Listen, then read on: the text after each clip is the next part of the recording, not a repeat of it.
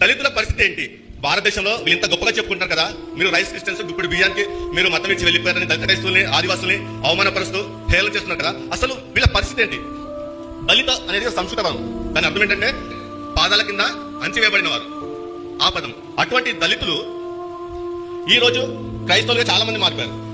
వాళ్ళకి మిగిలిన పేర్లు ఏంటంటే దాస, దస్య, రాక్షస, అసుర, అవర్ణ, నిసడ, పంచమ, మ్లేచ, స్వాప, చండాల. చరంకరస్ అని, బట్ట అని, బిల్ల అని, పుష్కర అని, నట అని, వ్రత అని, మేడ అని, చండాల అని, దాస అని, మాల, మాదిగా, కోలిక అని కూడా పిలిచేవారు. హైందవ మత గ్రంథాల్లో వాళ్ళు ఏదైతే వర్ణ వ్యవస్థ నిర్మించుకున్నారో ఆ వర్ణ వ్యవస్థలో వీరికి ఎటువంటి స్థానం కూడా లేదు. ఆ వర్ణ వ్యవస్థలో స్థానం విడిచిపెట్టండి, కనీసం వీరిని మనుషులుగా గుర్తించిన దాఖలాలు కూడా లేవు.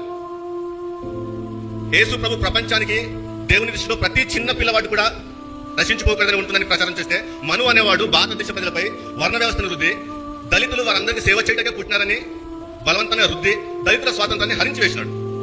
ఇది ఆనాటి దళితుల పరిస్థితి. మత్తయి సువార్త 18వ అధ్యాయం 14వ వచనంలో, అలాగనే ఈ చిన్నవారిలో ఒకడైనా నశించుట పరలోకమందున మీ తండ్రి చిత్తము కాదని ప్రభు ప్రకటిస్తుంటే, మనువేమో వర్ణ వ్యవస్థ నుంచి బయట పెట్టి ఈ దళితులు కేవలం సేవ చేయడం మాత్రమే అని ఒక తీర్పు తీసేశాడు.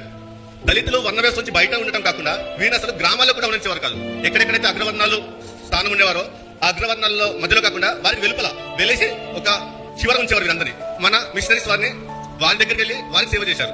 మనుస్మృతిలో దళితులకు ఉన్న హక్కులేంటి, వారు ఏం తినాలా, ఏం బట్టలు వేసుకోవాలా, ఎక్కడ నివసించాలా అని చట్టం కూడా రాసి పెట్టబడింది. మనుస్మృతి 10వ అధ్యాయము 51-52 శ్లోకాల్లో ఈ విధంగా ఉంది. బట్ ద బిల్డింగ్స్ ఆఫ్ కందాలాస్ అండ్ స్వాపక shall be outside the village. ఊరి అవతల దే మస్ట్ బి మేడ్ అపపట్రాస్ and their wealth shall be dogs and donkeys. కుక్కలు గాడిదలు వారి ఆస్తులు అంట.